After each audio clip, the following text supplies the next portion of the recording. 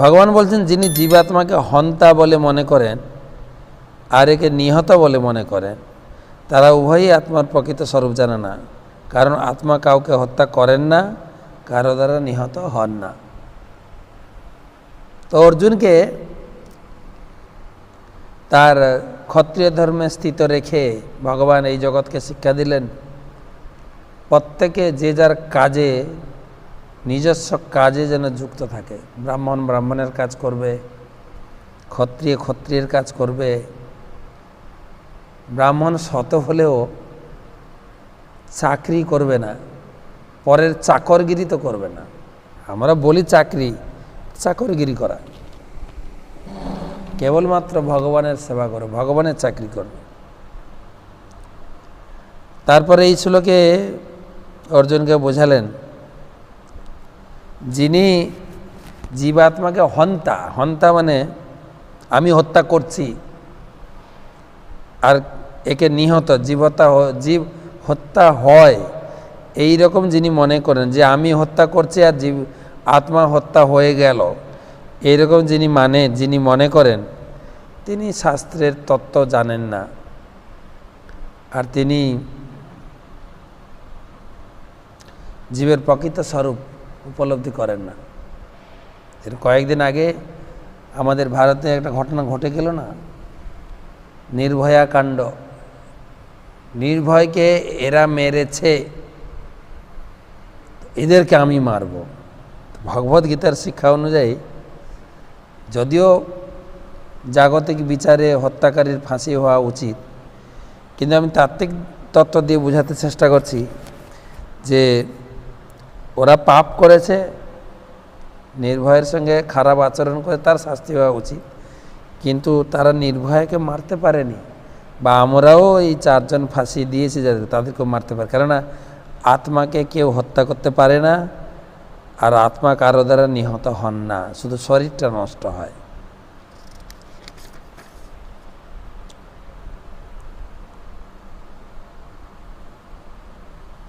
তবে এটাও ঠিক, এই কথা মনে করে আপনি খেয়াল খসি মতো মাংস খাওয়ার জন্য প্রচুর জীব হত্যা করবেন, আপনিও তত্ত্ব তুলতে পারেন।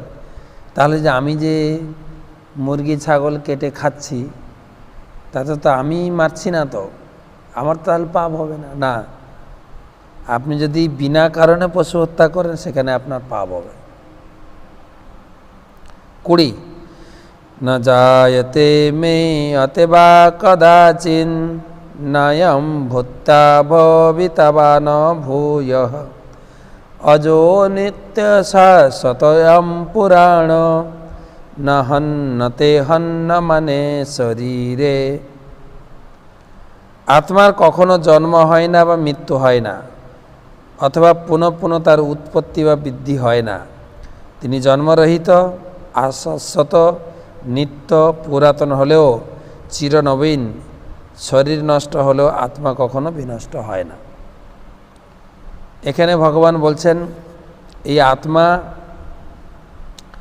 বারবার হত্যা, বারবার জন্ম হয় না, কিন্তু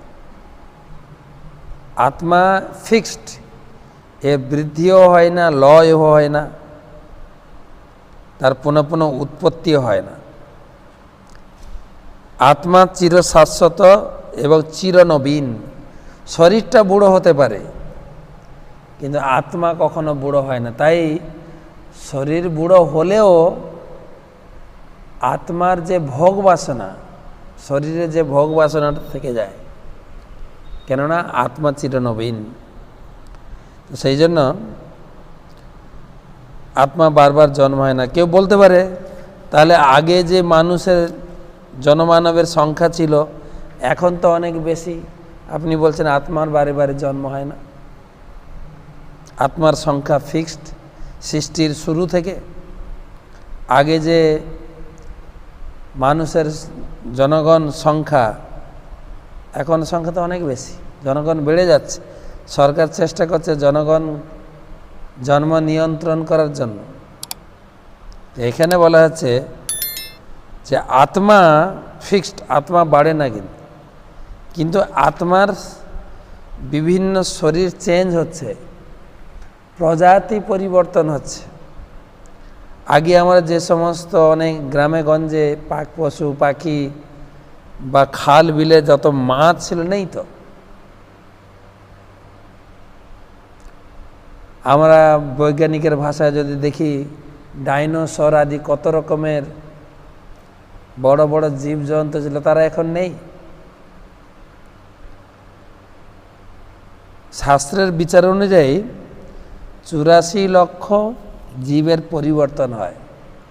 পরিবর্তন হতে হতে হতে হতে অন্তিমে সে মনুষ্য জন্ম পায়। মনুষ্য জীবনটা হচ্ছে তার মুক্তির উপায়।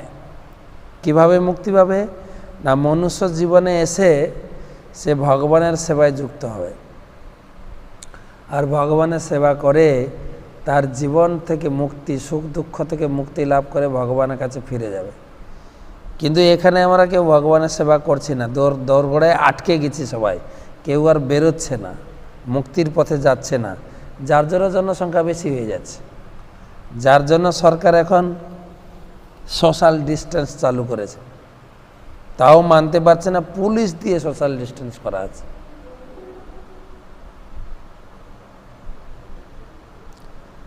তাই আত্মার সংখ্যা নিত্য, বারবার আত্মার জন্ম হয় না, বারবার মৃত্যু হয় না। 21 বেদা বিনাশিনাম নিত্যম জয়নমজ্জম অবয়ম কথম স পুরুষ পার্থ কম ঘাতয়তি হন্তিকম। হে পার্থ, যিনি এই আত্মাকে অবিনাশী, শাশ্বত, জন্মরহিত, অক্ষয় বলে জানেন, তিনি কিভাবে কাউকে হত্যা করতে বা করাতে পারেন? হত্যা করতে পারে মানে তুমি, করাতে পারে মানে আমি। তুমি কাউকে হত্যা করতে পারো না, আর আমিও তোমাকে হত্যা করাচ্ছি না। ভগবান ডাইরেক্ট বলে দিলেন যে তুমি হয়তো মনে করছো আমি পাপ করতে চাইছি না, তুমি আমাকে পাপ করাচ্ছ, তোমারও পাপ হবে। ভগবান বলছে না, তুমিও হত্যা করছো না, আমিও হত্যা করাচ্ছি না। কেন না, আত্মা হচ্ছে অবিনাশী, কেউ বিনাশ করতে পারে না। আত্মা হচ্ছে শাশ্বত, আত্মা হচ্ছে জন্মরহিত, আত্মা হচ্ছে অক্ষয়।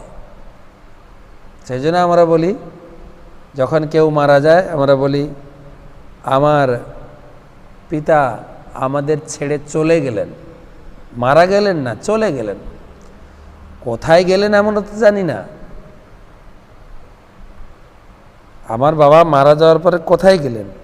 উপরে গেলেন না নিচে গেলেন না সাইডে গেলেন? কোথায় গেলেন? আবার কিসে গেলেন?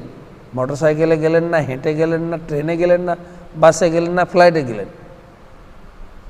কিছু জানি না। শুধু মৃত্যুর পরে আমরা একটু চাঁদ লাগিয়ে দিই, স্বর্গীয় পিতৃদেব, আমার বাবা স্বর্গে গেছেন। আর এই স্বর্গে যেতে গেলে তো স্বর্গের জন্য কর্ম করতে হবে।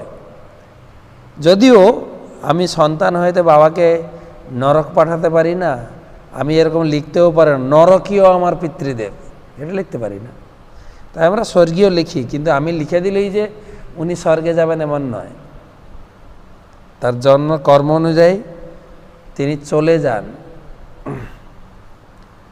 তো পুনরায় 2-3টি শ্লোকে আত্মাতত্ত্ব বর্ণনা করে ভগবান এর সারাংশ টানবেন। 22 নম্বর শ্লোক দেখেন। তাই এই 20-21 শ্লোকে প্রভুপাদ তাৎপর্য দিয়েছেন যে আত্মা এই শরীরটার ভিতরে থাকে। এই শরীরটার 6টা পরিবর্তন হয়, জন্ম হয়, বৃদ্ধি হয়, কিছুদিন স্থায়িত্ব থাকে, সৃষ্টি হয়, তারপরে সৃষ্টি মানে সে সৃষ্টি করে, তারপরে শরীরটা ক্ষয় হয়, ক্ষয় হওয়ার পরে বৃদ্ধি হয়, ক্ষয় হওয়ার পরে মৃত্যু হয়। মৃত্যু, জন্ম, বৃদ্ধি, স্থায়িত্ব, সৃষ্টি, ক্ষয় ও মৃত্যু, এ দেহের 6টা পরিবর্তন হয়। পরিবর্তন চলবেই। তাই ভগবান সিদ্ধান্ত দিচ্ছেন, এই শরীরটা একটা সুন্দর উদাহরণ দিয়ে বুঝাচ্ছেন। এতক্ষণ তো লজিক হলো, দর্শন, সিদ্ধান্ত দিলেন।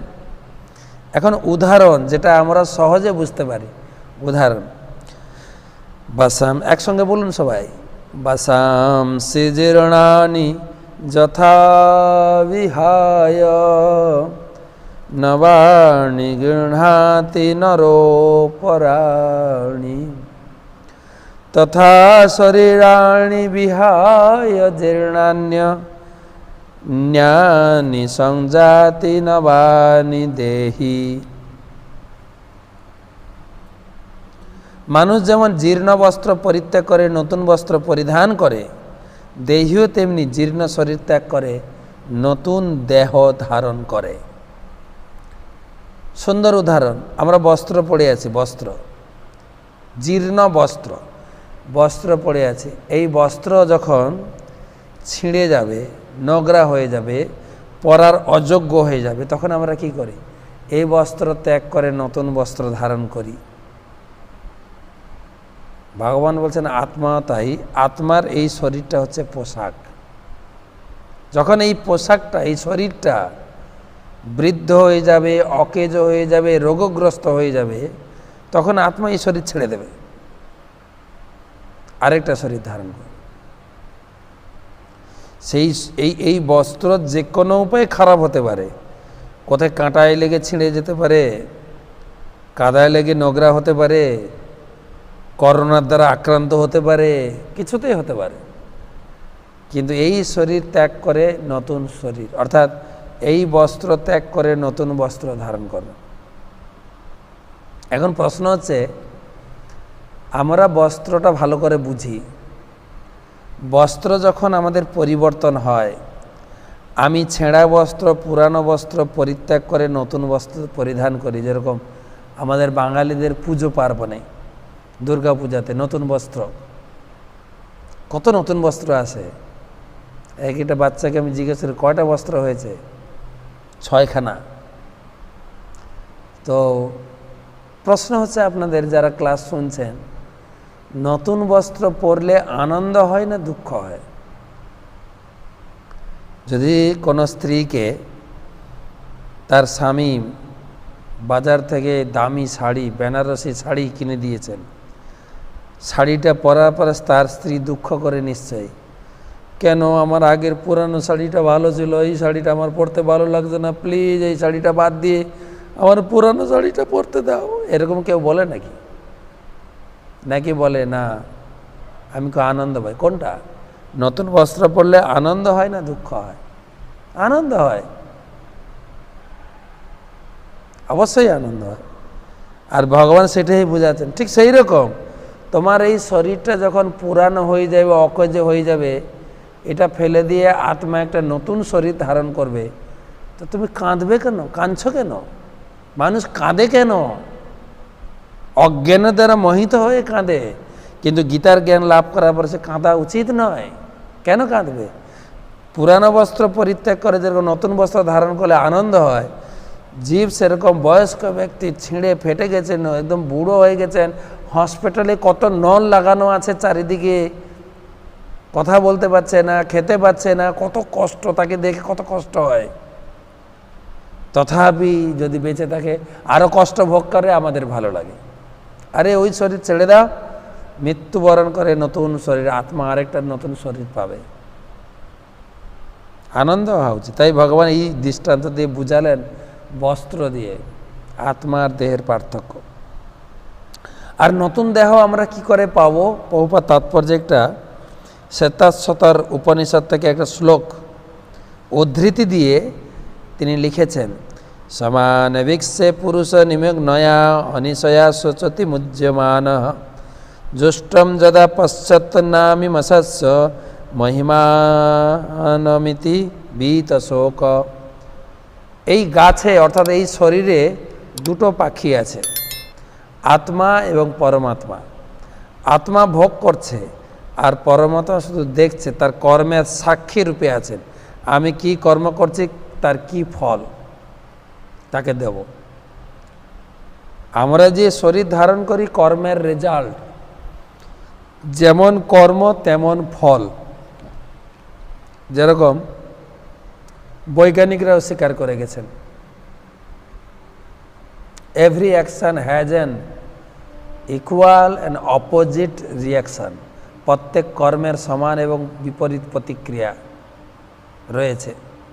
তা আমি যদি ভালো কর্ম করি ভালো ফল উপরের দিকে যাবেন, খারাপ কর্মের ফল খারাপ নিচের দিকে। তাই যেরকম আমি এই জীবনে কর্ম করে যাচ্ছি পরের জীবনটা আমি সেরকম পাব। এই জীবনে যেভাবে সুখ দুঃখ ভোগ করছি গত জন্মের রিয়াকশান আমি ভোগ করছি। আমরা যখন দুঃখ পাই একে অপরকে দোষারোপণ করি, চায়না করোনা সৃষ্টি করে আমাদেরকে শেষ করে দিল, আমরা চায়নাকে দোষারোপ করছি না।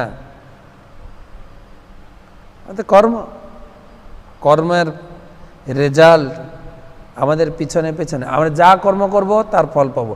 গত জন্মে যা যা কর্ম করেছে এই জীবনে ফল ভোগ করছি, এই জীবনে যা যা কর্ম করব পরের জীবনে ভোগ করব।